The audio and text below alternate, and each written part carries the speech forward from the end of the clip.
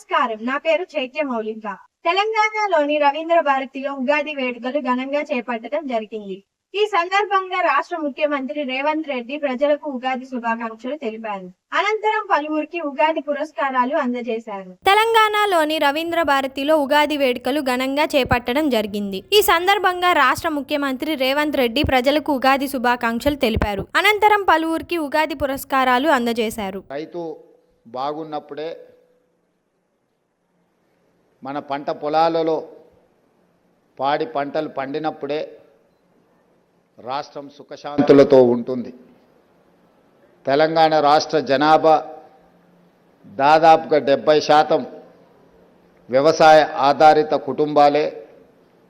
ఈరోజు పరిశ్రమలు ఎన్నొచ్చినా, ఐటీ ఎంతగా రానిచ్చినా మన ప్రధాన జీవనాధారం వ్యవసాయం.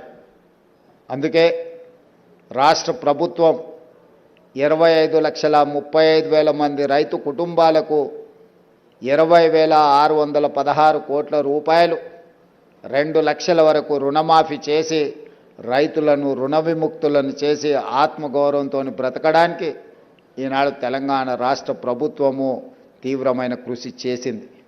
అదేవిధంగా ప్రతి ఎకరాకు ప్రతి సంవత్సరం 12,000 రూపాయలను ఈనాడు రాష్ట్ర ప్రభుత్వం అందిస్తున్నది.